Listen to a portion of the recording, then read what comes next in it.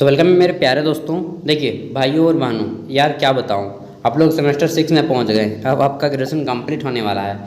तो चलिए देखते हैं। सेमेस्टर 6 में एक टॉपिक होता है हिस्ट्री ऑनर्स वालों के लिए, इतिहास ऑनर्स वालों के लिए, contemporary world, history of contemporary world, यानी कि समकालीन विश्व का इतिहास। इसमें आपको 1945 से आपका मॉडर्न टाइम यानी कि 2014, 15, 16 समझ लीजिए ना कि 2023 चल रहा है अभी, तो 2023 तक, 24 चलेगा तो 24 तक, 25 चलेगा तो 25 तक, मतलब कि 1945 से अब तक। ठीक है, और इसमें वर्ल्ड हिस्ट्री को जानना होगा आपके। तो चलिए देखते हैं। बहुत सारे यूनिवर्सिटियों में जो क्या है कि इस पेपर को सेमेस्टर 6 के अंतर्गत बहुत सारे पेपर होते हैं, तो किसी भी पेपर में हो सकता है। जैसे कोर पेपर 13 में हो जाता है किसी किसी यूनिवर्सिटी में, किसी किसी में कोर पेपर 14 में, किसी में DSC 3 में रखा गया है, तो किसी में DSC 4 में। तो आपको मैच क्या करना है, आपको मैच करना है कि हिस्ट्री ऑफ कॉन्टेम्पररी वर्ल्ड आपके अगर एडमिट कार्ड में है, ठीक है, जिस पेपर में है उसी पेपर से ये मैच करेगा। बस आपका सब्जेक्ट मैच करना चाहिए। अगर सब्जेक्ट मैच कर जाता है किसी भी पेपर में हो, तो ये क्वेश्चन सेम उस पेपर में इसी टाइप से आएंगे। ठीक है, semester 6 history of contemporary world. तो देखिए दोस्तों, इसमें जो है आपका किस टाइप से क्वेश्चन आएंगे।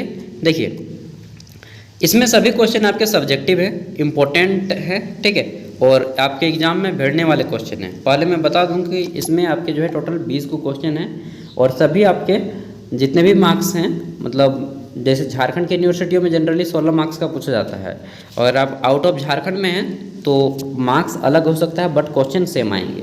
ठीक है, तो ये सभी इंपॉर्टेंट क्वेश्चन हो जाते हैं। देखिए, पहला क्वेश्चन पूछा गया था कि संयुक्त राष्ट्र संघ के गठन के इतिहास एवं उद्देश्यों की व्याख्या करें। इंग्लिश में क्या है कि discuss the history of formation and objective of UNO। ठीक है, संयुक्त राष्ट्र संघ का गठन कब हुआ, ठीक है, और इतिहास में जो है उसके उद्देश्य क्या थे। तो इसका सबसे बड़ा उद्देश्य था कि विश्व युद्ध को रोकना। गठन हुआ था 1920 में लीग ऑफ नेशन के नाम से, बट वह नहीं चल पाया। फिर से 1945 में हुआ, 24 अक्टूबर 1945 में। इस तरह से आपको बताना है। क्वेश्चन नंबर 2 है कि संयुक्त राष्ट्र संघ के विभिन्न अंगों का वर्णन करें।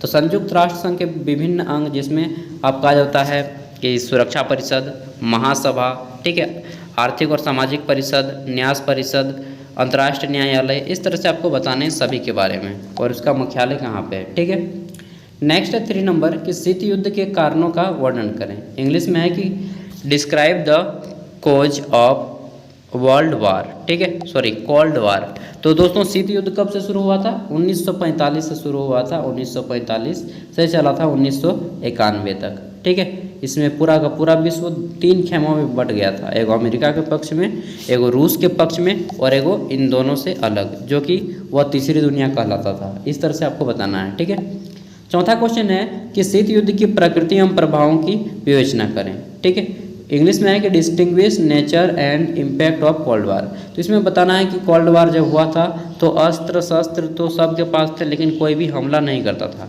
बस यही स्थिति बना रहता था कि कब कौन किस पे हमला कर दे, लेकिन हमला कोई नहीं करता था। एक तरह से मन मोटा मोटी जो होता है ना, हम लोग के उसके साथ मन मोटाव हो गया है मेरा। बस देशों के बीच मन मोटाव हो गए थे। ठीक है, आपसी दूरी में अंतर बन गया था। 5वां क्वेश्चन है कि नाटो पर एक निबंध लिखें। नाटो, इसका फुल फॉर्म होता है नॉर्थ अटलांटिक ट्रीटी ऑर्गेनाइजेशन। ठीक है, नाटो एक प्रकार का सैनिक संगठन है जो कि UNO के अकॉर्डिंग कार्य करता है। इसको बताना है। ठीक है, कब स्थापना हुई, कितने देश सदस्य हैं इसके, इस तरह से बताना है। 6 नंबर है कि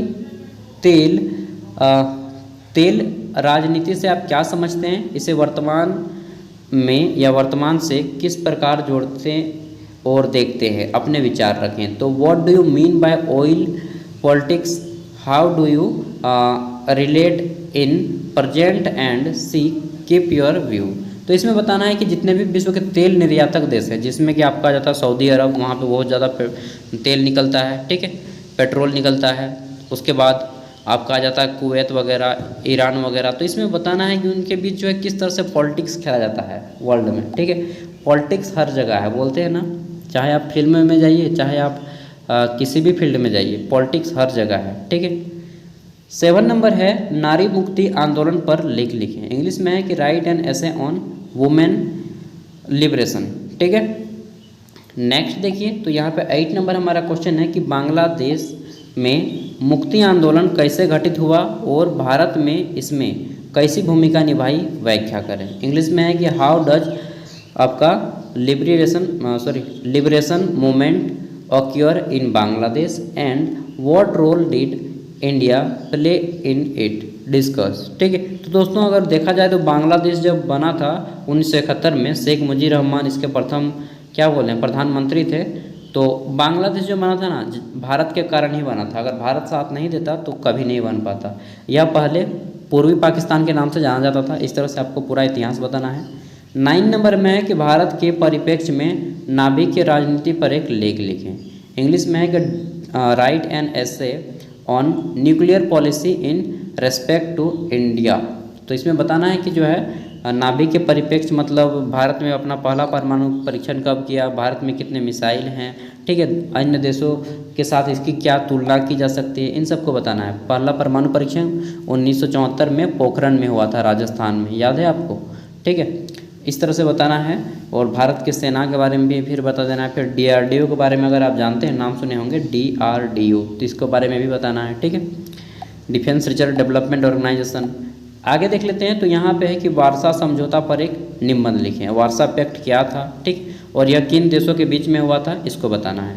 अब देखिए 19-22 में फिर से एक बार पूछा गया पेपर। मैं 2 सालों के प्रीवियस ईयर पेपर्स करवा रहा हूँ, इससे आपको जो है बहुत सारे क्वेश्चन एग्जाम में टच कर जाएंगे। ठीक है, तो सभी क्वेश्चन 16 मार्क्स के हैं, आपके एग्जाम में अलग अलग मार्क्स के हो सकते हैं। अब देखिए पहला क्वेश्चन है यहाँ पे, संयुक्त राष्ट्र संघ के कार्यों का मूल्यांकन करें। Evaluate the function of UNO। तो संयुक्त राष्ट्र संघ का प्रमुख कार्य क्या है, जैसे कि विश्व में शांति स्थापित करना, विश्व में जब किसी देशों के बीच झगड़ा होता है तो उसको सुलझाना, ठीक है, विश्व में स्वास्थ्य देखभाल, चिकित्सा, मानव अधिकार, इन सभी को देखभाल करना। इस तरह से आप लोग बता सकते हैं। ठीक है, आगे देख लेते हैं। तो यहाँ पर हमारा क्वेश्चन नंबर 2 है।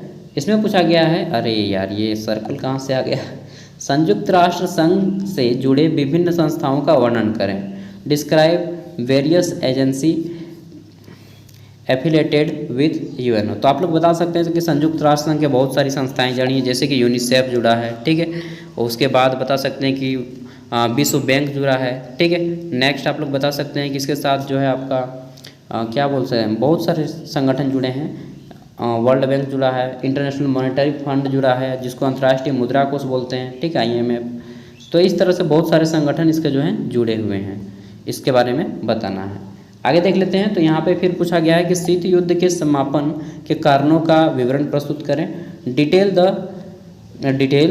The reason behind the end of cold war. ठीक है, तो कोल्ड वार का एंड कैसे हुआ, और इसमें सोवियत संघ का विघटन फिर हो गया, रूस बन गया, फिर सोवियत संघ, रूस का ही पुराना नाम था सोवियत संघ। ठीक है, आप लोग ये कहावत सुने, कहावत क्या यार आजकल पूरा वायरल हो रहा है, रसियन, कौन कौन समझते हैं कमेंट बताइएगा, चलो देखते हैं थोड़ा। ठीक है, आगे देख लेते हैं। 4 नंबर हमारा यहाँ पे क्वेश्चन है। ऐसे भी आज मन वीडियो बनाने का नहीं था यार, सच में, क्योंकि आज बहुत ज़्यादा मतलब शुरू से ही पढ़ के थक गया था, लेकिन कहा नहीं यार आप लोग का एग्ज़ाम है, देना पड़ेगा।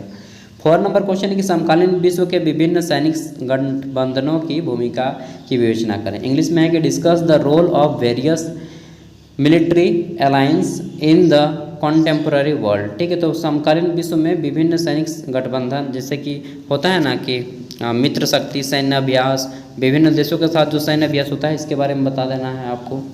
आगे देख लेते हैं। 5वां है कि नव उपनिवेशवाद की व्याख्या करें। इंग्लिश में है कि एक्सप्लेन द न्यू कॉलोनियलिज्म। नव उपनिवेशवाद क्या है, इसकी व्याख्या करना। ठीक है, 6वां नंबर है रंग भेद की नीति पर निबंध लिखना है। इंग्लिश में है कि राइट एन एसे ऑन अपार्टहेड। तो इसमें आप लोग बोल सकते हैं कि रंगभेद की नीति जो है बहुत बुरी नीति थी और रूढ़िवादी नीतियों के तहत रखी गई थी।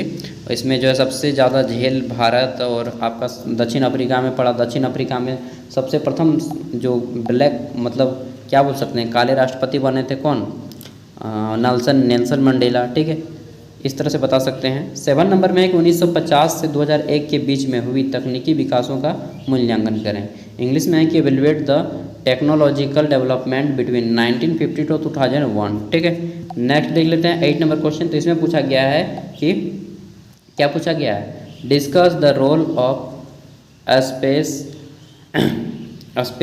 स्टेशन इन आपका एक मिनट रुकिएगा यार, मुन्नी किशन।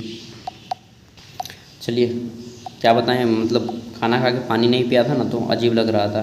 तो इंग्लिश में क्या है कि discuss the role of a space station in communication technology. ठीक है, तो इसमें आपको बताना है कि स्पेस स्टेशन जो बना है, अंतरिक्ष में स्टेशन बनाए गए हैं, जैसे कि इसमें सबसे टॉप में तो आपका अमेरिका रहता है, रूस रहता है, फिर आपका भारत आ जाता है, हमारा देश।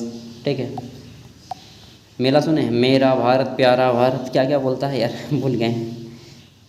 आमिर खान एकदम गुस्से में आ जाता है, नहीं हम चुप ही रहे तो अच्छा है, लब कुछ न कहे तो अच्छा है, मतलब कि भरी इस दुनिया में ना जाने कौन सच्चा है। चलिए आप लोग गाना गाते रहिए, हम क्वेश्चन पढ़ते हैं कि संचार तकनीकी में अंतरिक्ष स्टेशनों की भूमिका का विवेचन करें। ठीक है, 9 नंबर क्वेश्चन में देखिए, इसमें पूछा गया है, और इसमें पूछा क्या गया है कि अमेरिकी नारीवादी आंदोलन पर एक लघु निबंध लिखें। इंग्लिश में है कि right short note on American feminist movement. ठीक है, तो अमेरिका में महिलाओं की कैसी स्थिति है वो चीज़ बताना है। ठीक है, 10 नंबर क्वेश्चन है कि वर्तमान समाज पर संचार क्रांति के प्रभावों का मूल्यांकन करें। ठीक है, तो evaluate the impact of communication revolution on contemporary society. तो इसमें तो देखिए बोल सकते हैं कि दोस्तों आजकल जो हम लोग ये वीडियो देख रहे हैं ना आप, ये संचार का ही टेक्नोलॉजी है। ठीक है, अगर संचार नहीं होता तो आप लोग ये वीडियो नहीं देख पाते, ऑनलाइन एग्ज़ाम नहीं हो पाता। ठीक है, बहुत सारी चीज़ें हैं जो नहीं हो पाती, इतनी फास्ट से दुनिया ग्रो नहीं कर पाती, तो सब कुछ बता सकते हैं। पेपर ऑल ओवर में बता दें तो आपका पेपर ना तो बहुत ही ज़्यादा इजी रहने वाला है, ना ही बहुत ज़्यादा हार्ड, मतलब बीच बीच का रहने वाला है, जिसको बोलते हैं मॉडरेट। ठीक है, मॉडरेट रहेगा यह पेपर, ना तो बहुत ज़्यादा इजी रहेगा, ना ही बहुत ज़्यादा हार्ड रहेगा।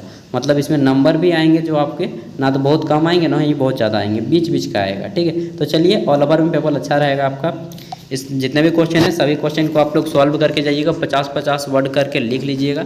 आपके पास गेस्ट पेपर होगा तो गेस्ट पेपर, ठीक है, गेस्ट पेपर नहीं है तो आप लोग बुक नहीं है तो फिर इंटरनेट के थ्रू सभी क्वेश्चन को सर्च मारिएगा, 50-50 वर्ड करके लिख लीजिएगा एग्जाम जाने से पहले, एंड डेफिनेटली आपका एग्जाम अच्छा जाएगा। ऑल द बेस्ट यार। ठीक है, अच्छे से लिखिए, एक भी क्वेश्चन मत छोड़िएगा एग्जाम में, अंतिम बार है, बस पार हो जाओ।